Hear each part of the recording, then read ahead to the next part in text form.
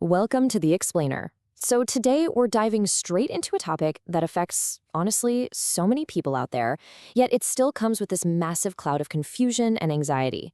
We're talking about PCOS, or Polycystic Ovary Syndrome. If you, or maybe someone you know, recently got this diagnosis, it's so incredibly easy to feel overwhelmed, right? You're probably wondering, what does this mean for my everyday health? Or is my dream of starting a family totally off the table?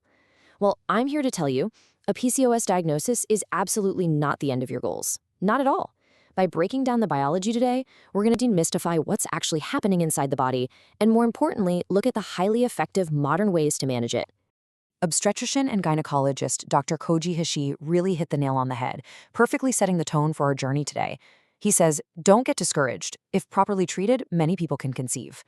Honestly, it's so crucial we establish this reassuring baseline right from the jump. Navigating reproductive health can feel daunting, for sure. But as you'll see in this explainer, medical science has advanced phenomenally over the last few decades. The real trick to not getting discouraged? It's just understanding your own body. Okay, here's our quick roadmap for today. First, understanding PCOS basics. Second, the ovulation blockade. Third, long-term health risks. Fourth, treatments for everyday health. And finally, number 5, paths to pregnancy. Let's get right into it. Part 1. Understanding PCOS basics. What is happening inside? Okay, let's dive into this. The visual analogy Dr. Hashi uses here is actually super helpful.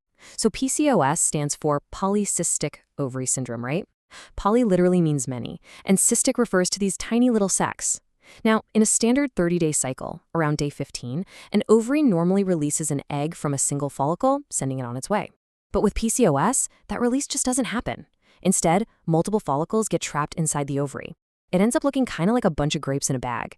These trapped follicles just keep building up, which completely throws a wrench into the regular ovulation cycle. But, why do they get trapped in the first place?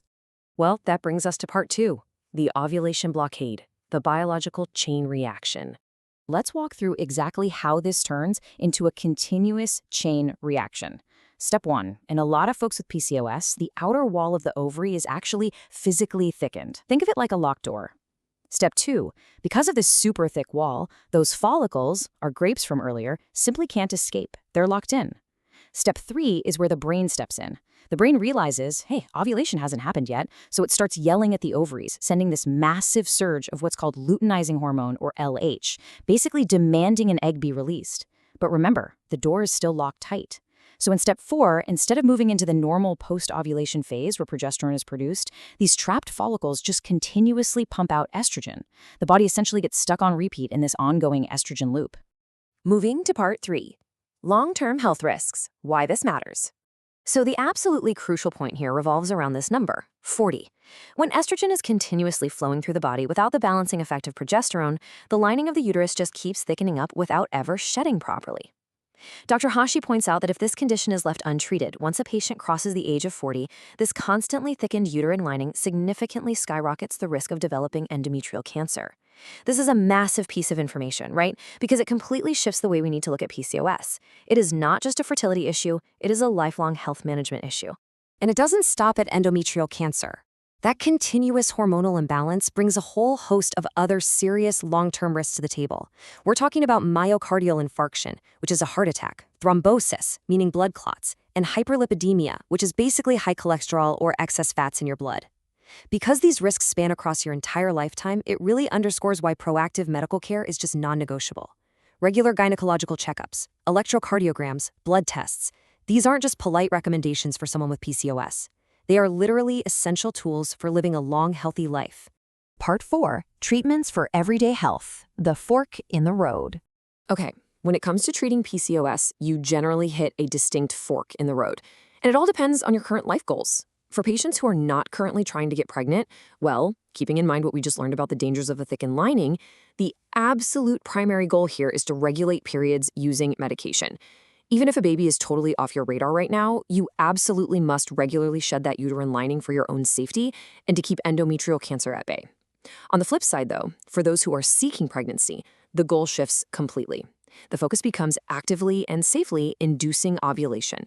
But honestly, the really fascinating part is how doctors sometimes go about doing this. Which brings us to a bit of a medical mystery. In the process of treating PCOS, doctors will sometimes prescribe medications that are typically used for diabetes or weight loss. So why on earth would you use diabetes medication to fix an issue with ovarian follicles? The answer actually lies in insulin resistance, which very frequently goes hand in hand with PCOS. Here's how it works. Insulin's main job is to tell your muscle and fat cells to use up sugar for energy. But with insulin resistance, the cells completely ignore that command. They don't use the sugar, which leaves all this excess sugar just floating around in your bloodstream, raising your blood sugar levels to near pre-diabetic states. When doctors prescribe diabetes meds, it helps regulate this resistance, basically getting the cells to wake up and function normally again. And here is the wildest side effect. Correcting this underlying metabolic issue can suddenly and completely unexpectedly trigger ovulation. Dr. Hashi notes that sometimes patients who thought they were infertile and were literally just taking the medication to manage their weight or blood sugar end up with a total surprise pregnancy. It just goes to show how incredibly interconnected our body systems truly are. And that brings us to part 5, Paths to Pregnancy, Modern Medical Solutions. Today, doctors use a really structured, tiered approach to inducing pregnancy, and it is a massive testament to just how far reproductive medicine has come. 20 or 30 years ago, severe PCOS meant getting pregnant was almost impossible. But today, there are multiple highly effective options. It usually kicks off with oral ovulation medications. If those don't quite do the trick, doctors can step it up with targeted FSH or follicle-stimulating hormone injections to help the eggs grow and induce their release. And remember that locked door we talked about earlier, that thickened ovary wall? Well, doctors can actually go in and perform surgery to physically thin it out, making tiny cuts in that ovarian wall to finally let the egg escape. And of course, if needed, we have incredibly advanced reproductive medicine like IVF. The point is, the options out there are vast, they escalate to meet your needs, and they are highly, highly successful. So, we've covered the biology, the long-term risks, and this incredible array of modern treatments. Bottom line, PCOS is absolutely not the medical dead end it used to be. It is a highly, highly treatable condition, but it does demand your active participation. So as we wrap up this explainer, I want to leave you with one final thought. Are you taking the necessary steps to protect your future health? Whether that means booking a chat with your gynecologist to regulate your cycle today, or strategizing for a family tomorrow, the power to manage your long-term health is entirely in your hands. Don't get discouraged, get informed. Thank you so much for learning with us today, and we'll catch you next time.